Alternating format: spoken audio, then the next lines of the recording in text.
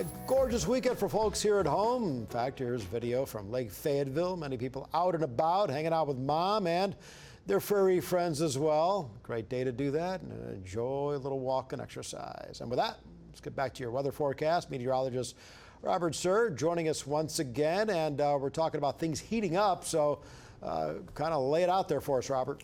Oh, it's going to get warm. There is no doubt about that, Paul. So it's going to be, and many of us are not acclimated. Our bodies haven't adjusted to temperatures in the 90s, and it feels like it's 100. So you can be overwhelmed pretty easily this week. Keep that in mind. This week, as we look at our forecast focused, we're going to see increasing daytime high temperatures, 80s and 90s for many of us for the first time this year. It's very wet from all of the rain. It's going to get warm. That moisture in the ground is going to start to evaporate into the atmosphere. That's going to add to the humidity levels. It's going to feel very, very sticky. That's why we're concerned that heat stress conditions could certainly pop up and surprise you if you're outside doing normal work like you've been doing the past couple of weeks. Well, you add in all that heat, it could create a dangerous situation. Very nice out there right now. Still looking at some of that smoky conditions atop Kavanaugh Hill there in Poto. We're in the 70s and 80s for the most part. St. Paul's at 77, 79 in Taneytown and Springdale, but just for everybody else, basically you're in the lower 80s. River Valley, lower to mid 80s. LaFleur's at 88 there.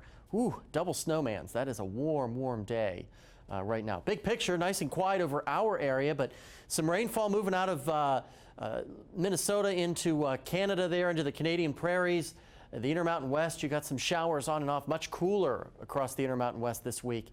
Here's the hour by hour. We've turned on the dew point, so you can see where all of that moisture is going to be over the next couple of days. There's a dry line back across the west, but by Monday morning you can see those dew point values. The darker the green, the stickier it's going to be, and that sticks around for Monday and basically for a good part of the week until the weekend when things start to dry out. And the temperature-wise, we're under a huge ridge here.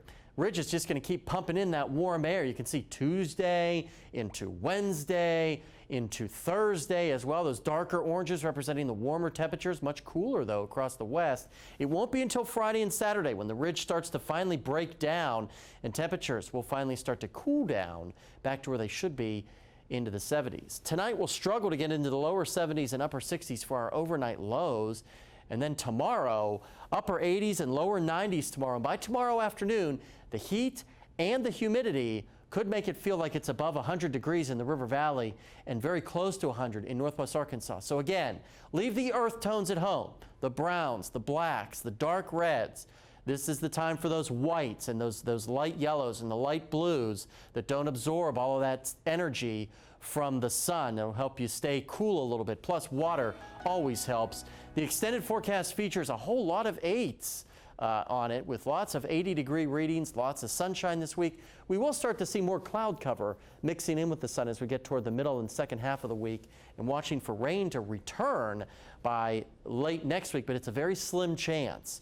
Hot week in the River Valley, as you can see there, with widespread 90-degree readings before cooler weather arrives later next weekend. We'll check the world of sports on the other side of these messages. Stay with us, folks.